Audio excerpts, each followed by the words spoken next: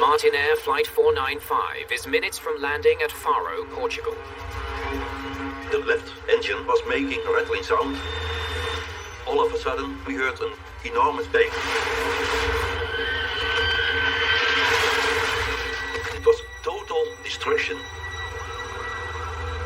56 people are dead. Wow, look at this. Investigators quickly find some intriguing evidence at the crash site. There was a 2-inch deep cut down the left side of the runway. This is very strange. The landing gear is completely severed. If the aircraft were overweight, it could exceed the design limit, causing it to break and shear. These guys were 71,000 pounds underweight. It wasn't too heavy. So what went wrong?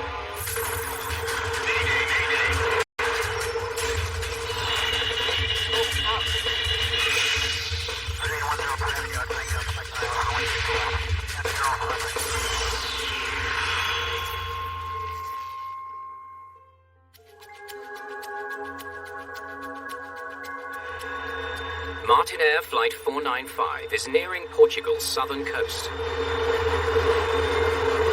Approach, Martin Air 495. Good morning. The captain is 56-year-old H.W. Van Staveren. 75 DME and out of 240 for level 70. A highly experienced pilot and flight instructor. He's been with Martin Air for 24 years. Ascending to level 70. The first officer is 31-year-old R.J. Clemenkoef. He's been flying with the Dutch company for 3 years. The youngest member of the team is 29-year-old flight engineer Gary Glanz. It was our last flight before the Christmas holidays. Everyone was in a good mood. My job as a flight engineer, I'm responsible for the aircraft in general to make sure that everything is operating properly and overall trying to be a third set of eyes for the flying pilots. The crew is flying a DC-10, a 3-engine wide-body jet. In the 90s, the DC-10 was one of the type of aircraft most used for operators worldwide. They're now less than half an hour from landing. There are 13 crew members and 327 passengers on board. Most are residents of the Netherlands. We were heading for a vacation for a week in the south, fleeing the busy year we had.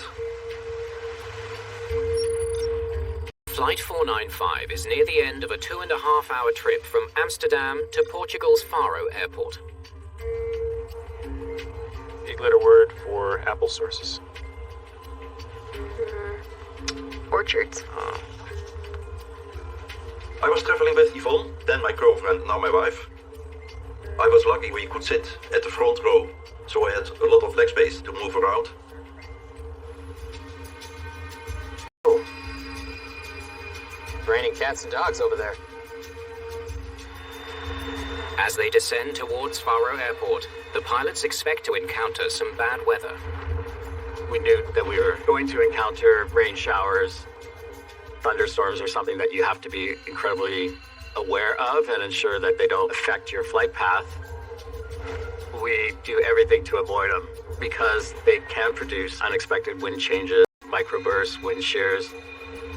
When a thunderstorm moves over an active runway, the potential for wind shear can make it too dangerous for an aircraft to land. It wasn't something that we felt was going to be a major issue, it's just something to monitor. If the weather worsens, they can divert north to Lisbon. But right now, it isn't necessary. Martin Air 461, runway visual.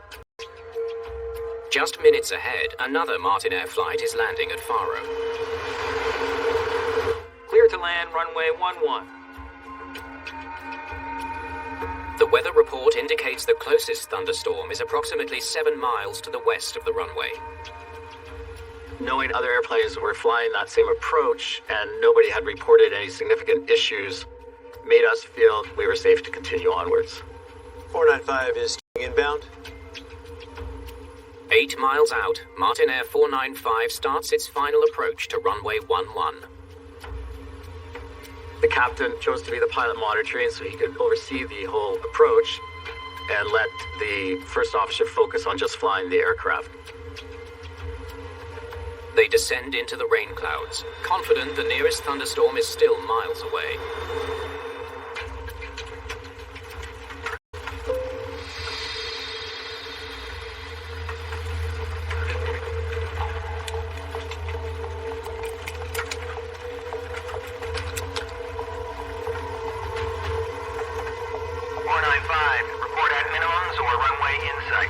Runway surface conditions. Runway conditions. The crew configures the plane to make what's called a positive landing. A positive touchdown is when the main wheels penetrate the water layer on the runway and improve the stopping ability of the aircraft. You're down? You're down. With a wet runway, you do want to touch down at a positive, firm rate rather than trying to float down for a softer touchdown. Altimeters? Set 3 times. 4 miles from touchdown, the pilots make their final checks. Spoilers? Arm. Flaps, slats. 5-0, land.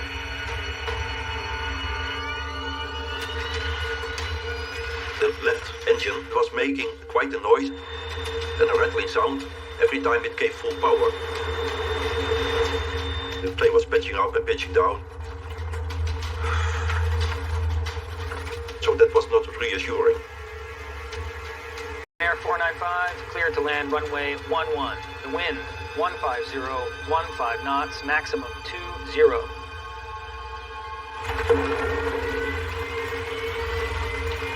Clear to land. Flight 495 is less than a minute from touching down, when the weather gets much worse. Windshield anti-ice. I can't see anything. I'm on it. Wipers are on fast.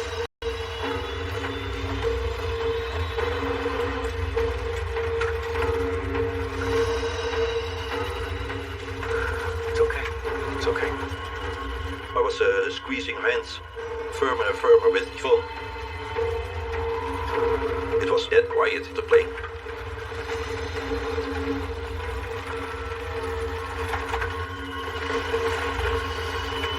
The plane is now just a few seconds from landing. All of a sudden, we heard an enormous bang.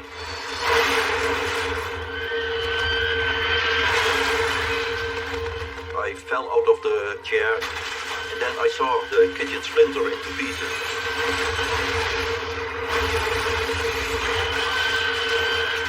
I was pretty sure we were going to be crushed. Flight 495 slides more than 350 feet off the runway at Faro Airport. Firefighter and rescue crews race to the site. There were people screaming and crying and running.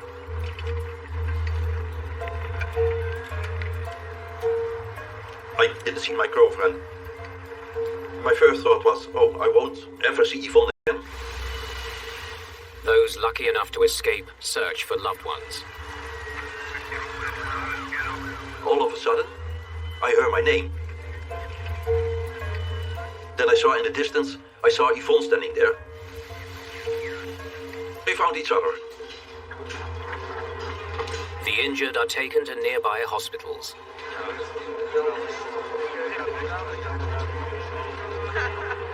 Of the 340 people on board, 54 passengers and 2 cabin crew members are dead,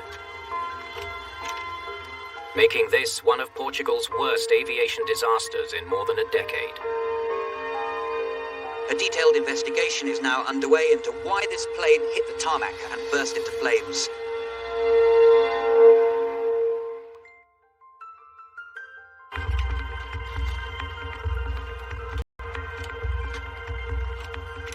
See if we can find the flight recorders. Got it. Investigators from Portugal's General Directorate of Civil Aviation and from the American NTSB arrived to inspect the wreckage of Martinair Flight 495. The DC-10 is a big aircraft, and there were pieces of it all around. The right wing had dislodged from the rest of the aircraft. The wing structure is the strongest structure on a whole aircraft. So it had to have a major amount of stress to make that wing depart. It's amazing so many survived. The wreckage showed that the aircraft was mostly destroyed by fire. 80 to 90% of the people died from the posting pipe firing. We were very concerned because if you have something that's suspect on an aircraft that's being flown all over the world, you want to find it. That's great. Nice work. Let's hope we get the data back quickly. Investigators recover the black boxes containing the flight data recorder and cockpit voice recorder. We needed to try to understand what happened in the final moments of the flight, in terms of speeds, in terms of decisions, and also what happened just before touchdown.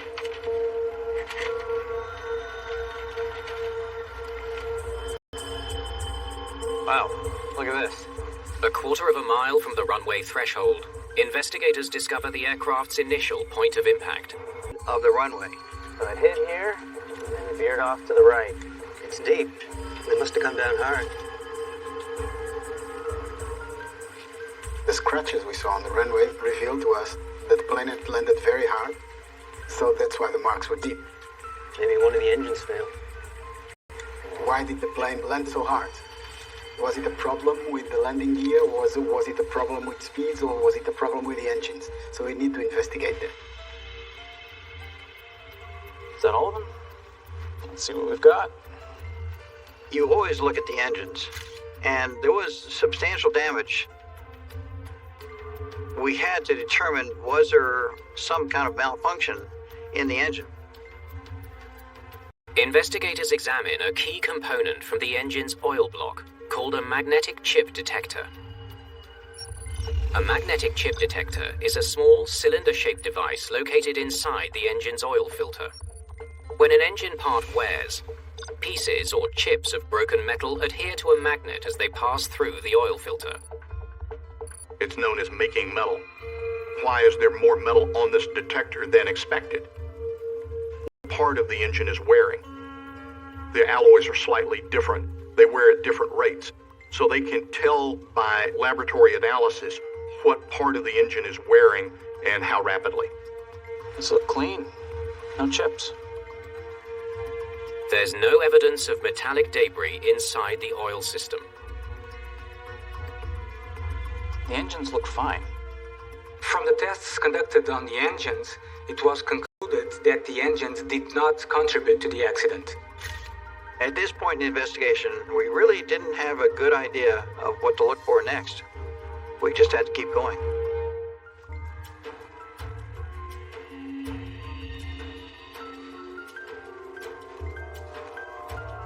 Oh, this is very strange. They soon realize that part of the right landing gear is broken. The fact that part of the right landing gear fractured is very unusual. It's almost impossible to make it fail. The forces necessary to shear the landing gear like that is massive. Landing gear is designed and tested to be able to withstand the shock of a 200-ton landing. It should never fracture. We had to confirm whether there was something wrong with that gear in the metal used or maybe the maintenance on it. Anything that could cause the gear to fail in any way. And if it was... would explain this tragic accident. Did we get this piece of landing gear in yet? Not yet. We're rushing. The landing gear collapsed. That was perhaps the most important question that we had to deal with. While investigators wait for the right landing gear of Flight 495, they consider what could have caused it to fracture. Maybe the plane was too heavy. If the aircraft were overweight and made a very firm touchdown, then the loads imparted could exceed the design limit, causing it to break and shear. Let's check the load manifest.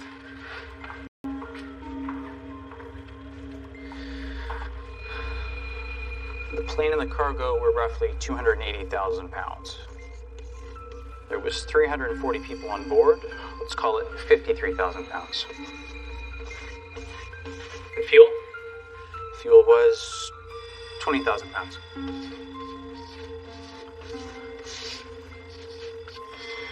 So total weight on landing was 353,000 pounds, give or take. Max weight is 424,000 pounds.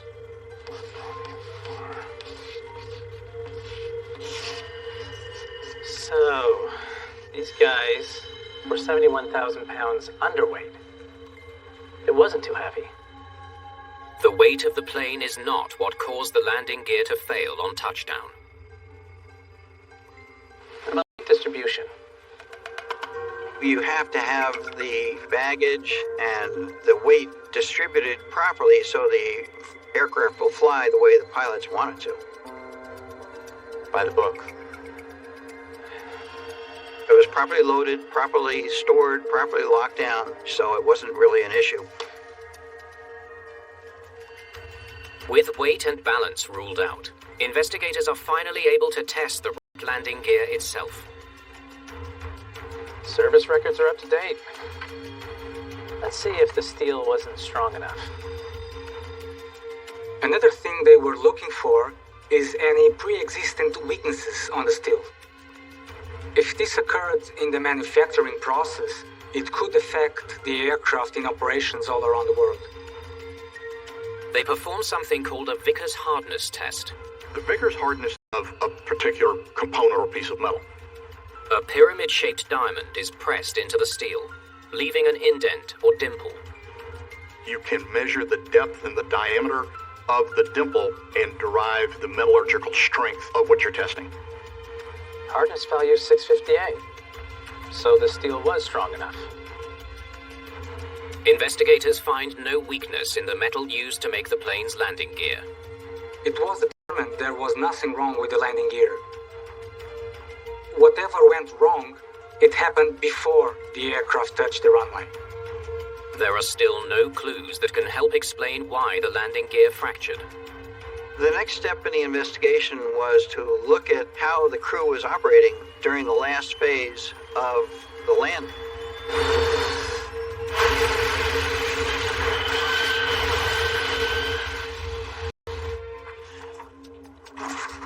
This is interesting.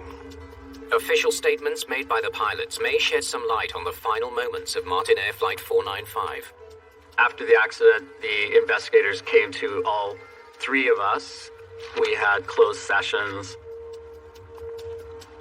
The captain said the flight was normal. The approach was normal.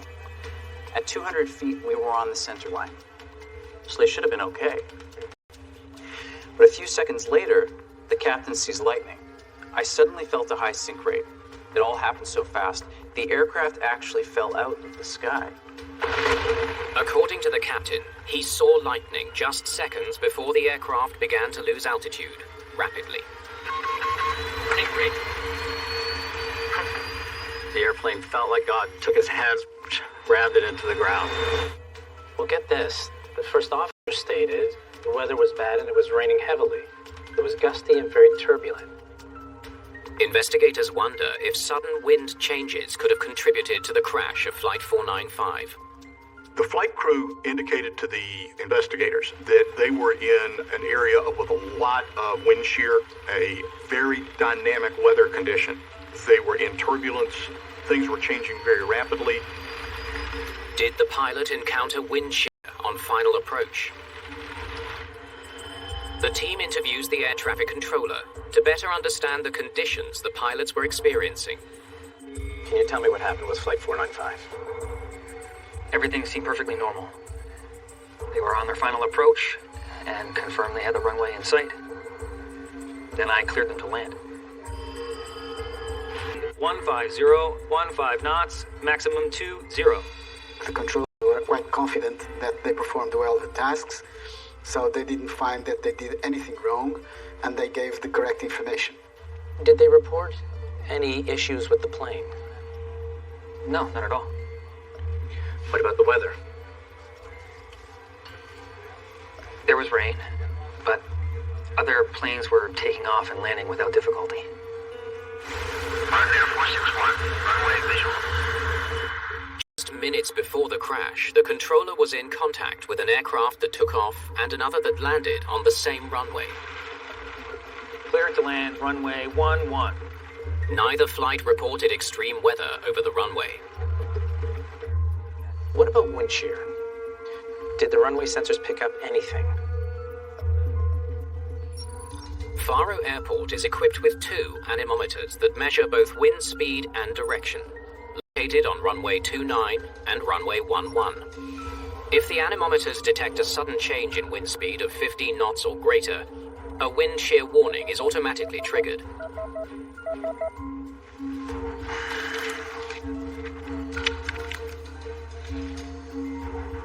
Yes, there were wind shear warnings. But they happened after the aircraft had already crashed.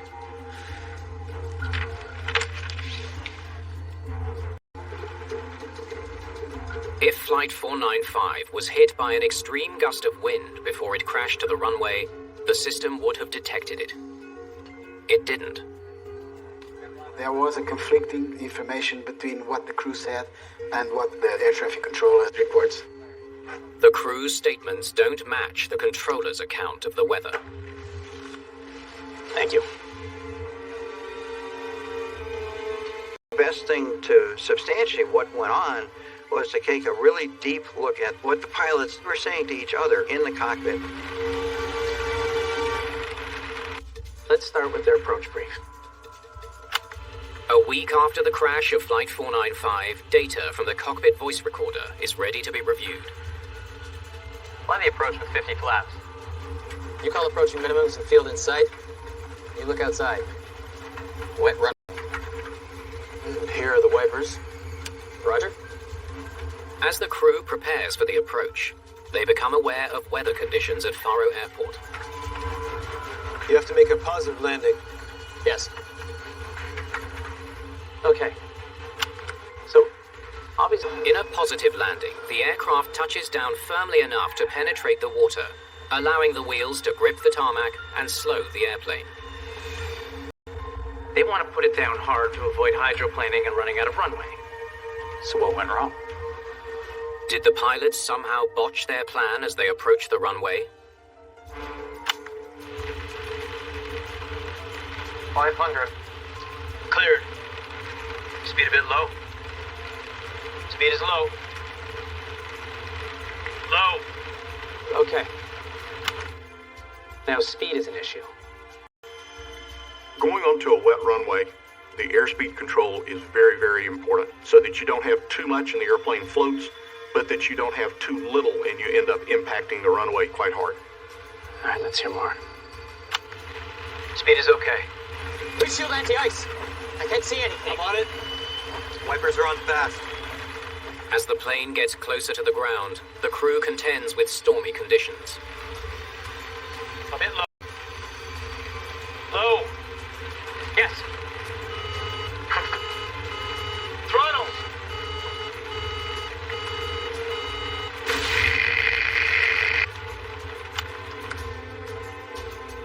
Why does the captain yell throttles?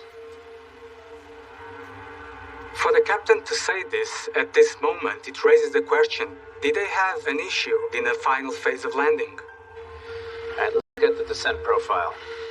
If Flight 495 flew in on the right trajectory, the FDR will confirm it. Here you go. The flight data recorder gives objective, clear data on what the airplane was actually doing. Was the airplane being flown at the proper speed? The changes in the airspeed, were they indicative of a severe weather condition, and how were the pilots responding to those changes? Autopilot is on. Okay, so they're descending at the standard angle, and they dip here and recover. Looks fine. At 200 feet, which is about 20 seconds from landing, they were on a normal glide path. Something happened between that and touchdown. Let's look at the airspeed data. So, looks like they're flying steady at 145 knots until here. And airspeed jumps and then drops all the way to 139 knots. During the last minute of the flight.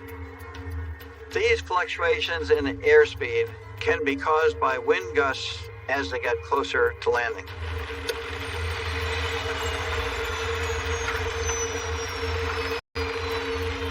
Speed is a bit low. Speed is low.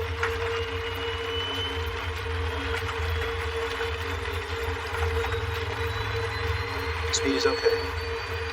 Was the captain concerned their speed wasn't fast enough to compensate for the strong headwind? Yeah, these fluctuations seem too extreme to be caused by the 20-knot winds reported by the controller. We need a full analysis of the weather conditions on final approach. Investigators asked the Netherlands Aerospace Laboratory to perform an in-depth weather study to determine if the winds were stronger than what was reported to Flight 495. What about auto throttle data? Let's take a look.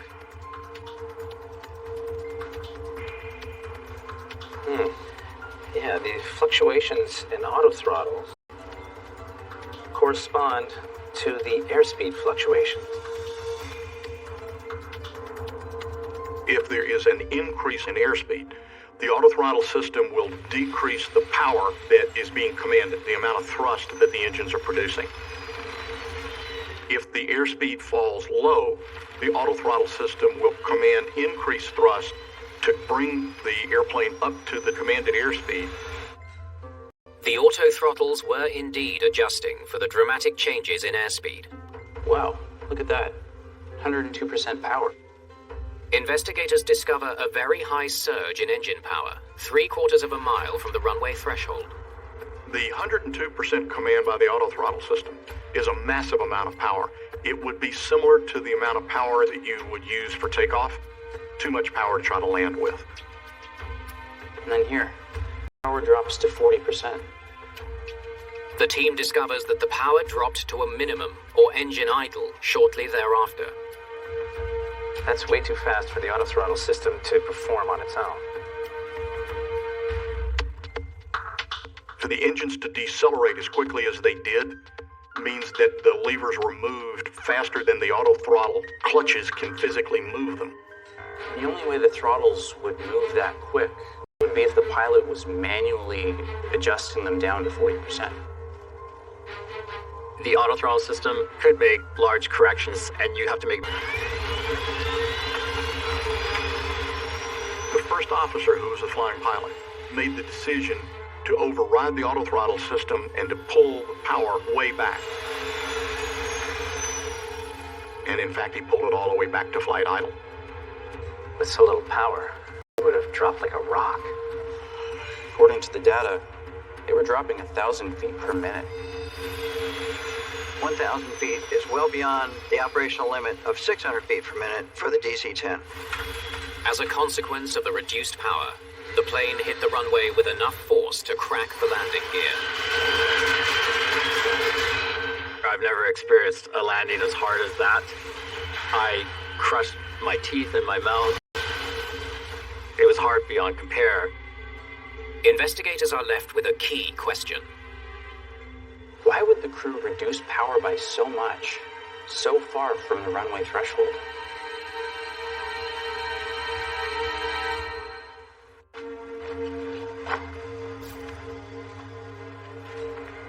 This is the Dutch weather report. Investigators turn to a weather analysis prepared by the Netherlands Aerospace Laboratory to determine if the weather affected the crew's actions during their final approach. Looks like the weather was worse than we thought. Really? They hit no less than 3 separate microbursts in the last minute of flight. Wow, okay. A microburst is a column of air that descends from rain clouds, hits the ground, and fans out horizontally. It leads to significant fluctuations in a plane's airspeed.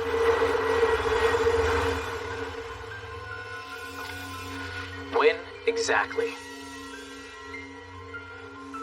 The first one was at 700 feet. The second was between 600 and 300 feet. And the last one was between 200 and 110 feet.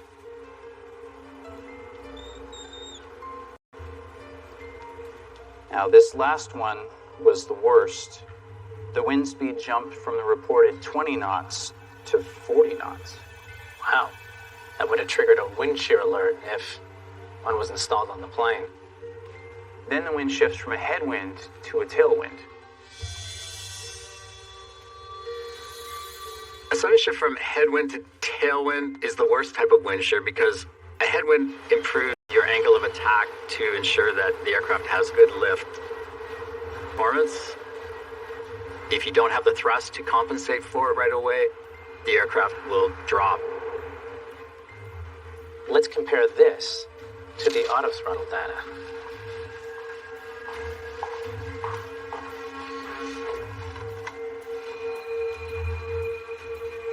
They line up.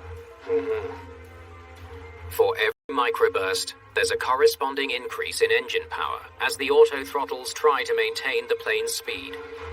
The auto-throttle was going up and down. It was struggling very hard to fight against those heavy downbursts. The downburst causes a decrease in stability, which means turbulence-induced roll and pitch oscillations. Would have been a bumpy ride. Yeah. As they passed through each microburst, the auto-throttles were adjusting to the shifts in wind gusts.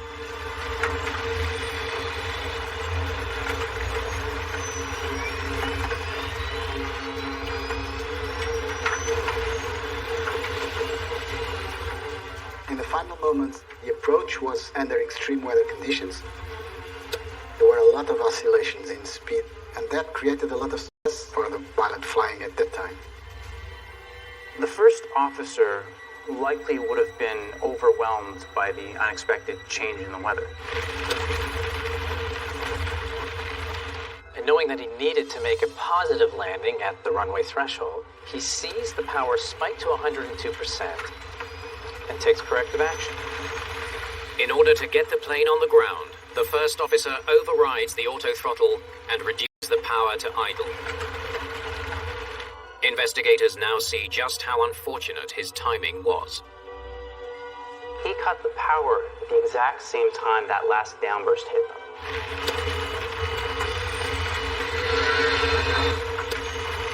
Throttles! The captain tries to stop the plane's uncontrolled descent, but he's too late.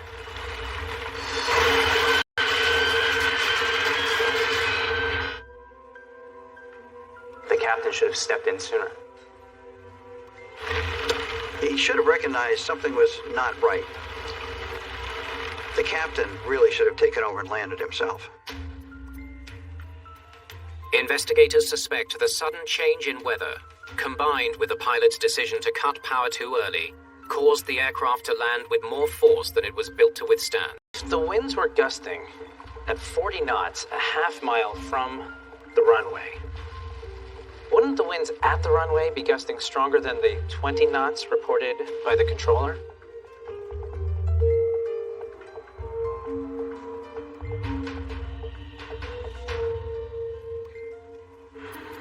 The team returns with their findings to the air traffic controller who oversaw Martin Air Flight 495. You reported that the winds on runway 11 were gusting up to 20 knots. That's correct. But that doesn't seem right. The Dutch weather study confirmed that there were 3 microbursts in the last minute of flight, with gusts much higher than that. Can you show me the actual data for runway 11?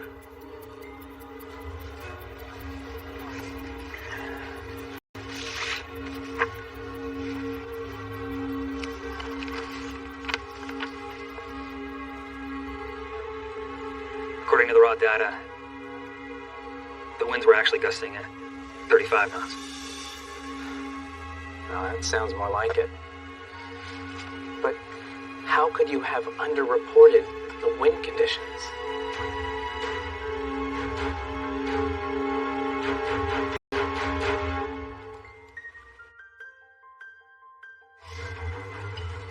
We receive wind data every 30 seconds from this device.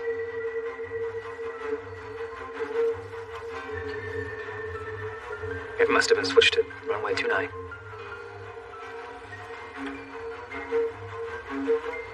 Instead of runway 11. Investigators discover that air traffic controllers at Faro Airport had mistakenly selected the wind reading on runway 29 instead of runway 11. Airports are large places, so when you have anemometers on opposite ends of the airport, you would expect that frequently there would be a difference in direction and velocity of a reported wind. Martin Air 495, cleared to land runway 11. The wind, 150, 15 knots, maximum 20.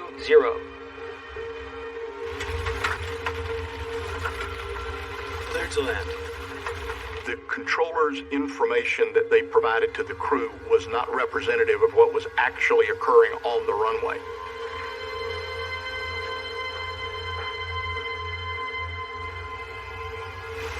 Wet runway, crosswind, they would have gone around. Investigators have figured out what brought down Flight 495.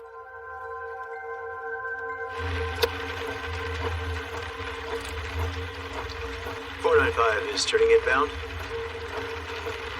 495, copy. Report at minimums or runway in sight. Runway surface conditions are flooded. Roger, 495.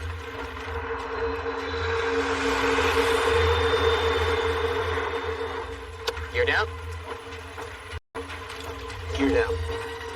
With the runway at Faro underwater, the crew plans a positive touchdown at the runway threshold. Cleared to land runway 11.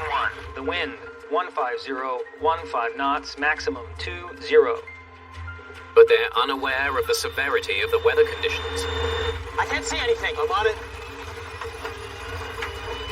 They're hit by a series of unexpected microbursts, causing the engine power to shoot up automatically. Concerned that the excess power is too great for a positive landing, the first officer reduces the power to idle just as the last microburst occurs. That makes them vulnerable to strong winds, and the aircraft dropped from 150 feet.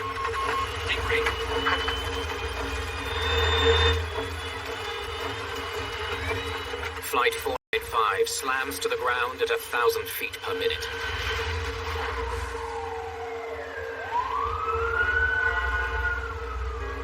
The danger of being slow and encountering a downdraft is you may not be able to recover in time, and that can be disastrous. They could have come with a higher speed. They could have performed a missed approach. But the truth is the flight crew tried their best.